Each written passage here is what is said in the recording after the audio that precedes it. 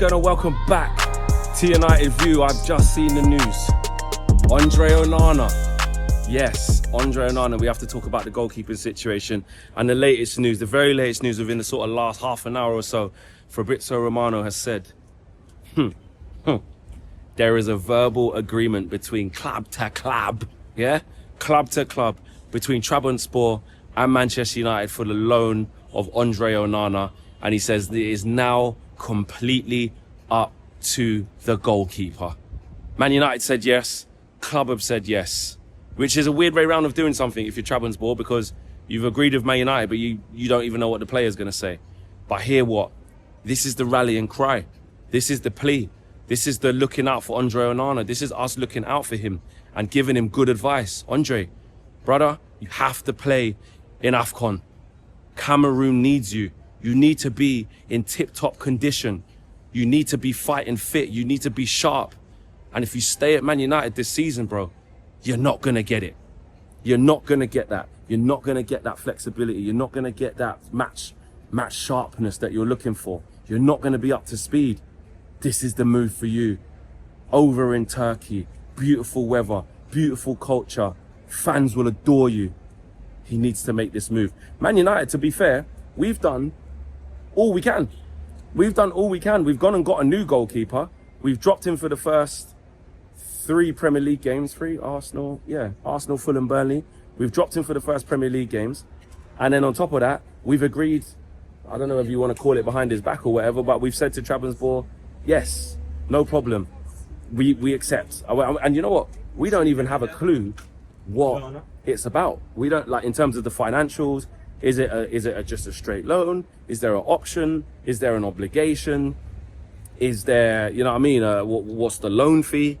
Or is it just, we'll just accept anything because he's not going to play and this is it? What we do know is this is the beginning of the end for Andre Onana. We already kind of knew it already because he's been dropped for the first time since he's been here and Binder has been playing. Then we've gone and bought Sonny Lommans as well. But overall, it was like I was saying, is he going to stay here? How's this going to work? Onana can't just stay here and just be like not in matchday squads. Like there is a thing of like, no problem, brother, I'll just stay and collect my peas. There is that, but then there is, I don't know, he strikes me as, he's still going to get his money. He's still going to get his money if he goes on loan. Trabzonspor are going to have to cover whatever wages, and Man United are going to have to put whatever Trabzonspor don't pay. That's how a loan works. That's why for players, they get the best of both worlds. They get to go to a place that actually wants them because the loan club wouldn't be asking for their services if they didn't want them, and they get to have their full contract fulfilled. Let's be real. You know what I mean? If Onana's on, off the top of my head, I feel like it's over 100. I feel like it's like 120. And Onana on something like that, people, let me know in the chat. Football scholars, let me know in the chat. Capology lovers, let me know in the chat what Andre Onana's on. I'm sure he's on over 100 anyway. So for him, he's still going to get his money. He's still going to get over 100 K a week, whatever he's on. That's what he's still going to get.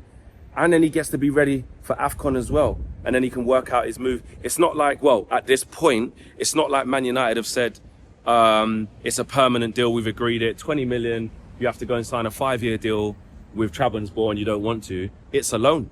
But again, is the loan, surely Fabrizio would have said, like, obligation to buy 20 million. There's just no details on the loan. That's the only thing that's a little bit, and also we can't really get too excited because it's up to him and he could just say no. But you know what though? Even if he says no, even if he says no, let's be real, he ain't playing. Like he's not our keeper anymore. Well, he is by contract. He's our keeper by contract, but he's not, like, he's not gonna play. Like, Ruben's not gonna pick this guy. He's made it very, very clear that he's not gonna pick him.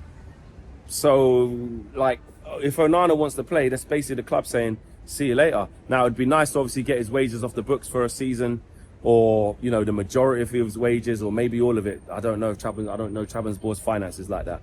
But whatever it is, it'd be nice to get a solution where you can start the initiation. What do I always talk about? Our signings have been so bad in the past that we have to initiate these exits. Same with Anthony, same with Sancho, who's still our problem. Same with Rashi. Actually, he wasn't a signing though, to be fair, but in terms of the contract we gave out, that was an issue. Less so with Garnacho because he was on lower wages. But the host goes on. There's a whole host of examples of basically how we have to be acting to get players out. Even Malacia, we've had to do that with. It doesn't always work. You know, Facundo Pellistri had a couple of loans before he went. I think maybe even Hannibal did, or did he just go straight to Burnley? I can't remember. So he was at Reading. Oh no, I can't remember. But you get my drift. We have to start this process, especially for the high-profile players, which Onana falls into that category. The expensive players, which Onana falls into that category. So this in terms of the club, you can't say that they haven't done the right thing here. Now, the only criticism I have is that this should have been way before. This should have been in the middle of summer. Now, actually, to be fair though, with that, he was injured. He couldn't play. But it still should have been made clear to him that if we would have got a goalkeeper that was on tour and playing the games, it would have been clear to him then, and he would have had bigger options. Do you know what I'm saying? He would have had a lot bigger options, maybe a lot better options for him.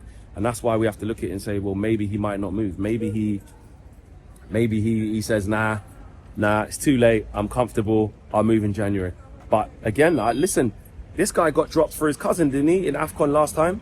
So I'm saying there was a French keeper in the 3rd division playing instead of Andre Onana for Cameroon. So if he wants to take that gamble, if indeed it means a lot to him, which I'm assuming it does, he's a very proud Cameroonian, then surely he has to go and do the business, bro. Like, you can't stay because you're not going to play. Do you know what I'm saying? And do you know what? Owen messaged me and was like, oh, look at this news.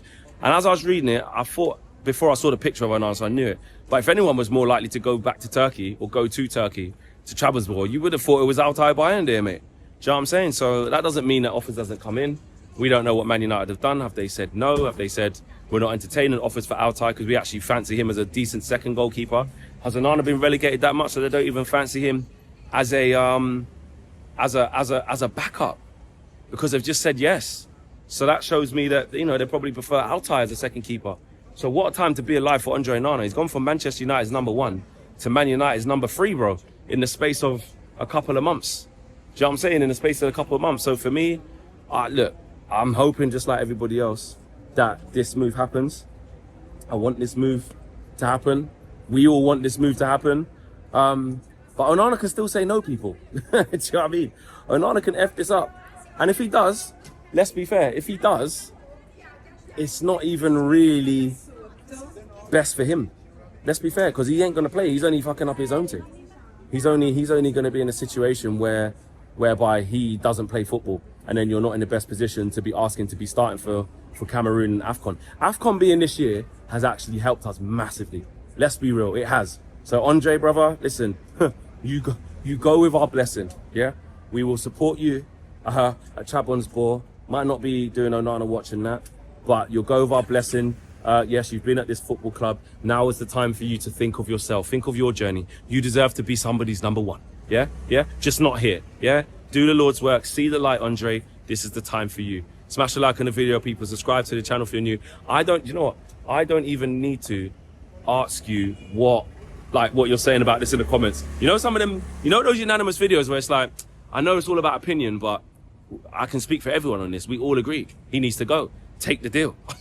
Like, the club's already done it. I don't think there's going to be any of you in the comments that are going to be like, nah, think about this, Flex, because of this, or I can't believe you're saying this, Flex. Oh, back the players. What type of supporter are you? Oh, I'm so disappointed in you that you wanted Onana to. No, it's not going to happen. We're all on the same page. That's one thing we can agree on. Yeah, that's one thing we can agree on. Anyway, I'm out of here, guys. I will still see the comments to see just to see some of the funny comments. I know you're not going to be ruthless, but don't be too rude. Don't be cussing and stuff. Don't make it personal. But I think we all agree he needs to take this deal. I'm out of here. Peace.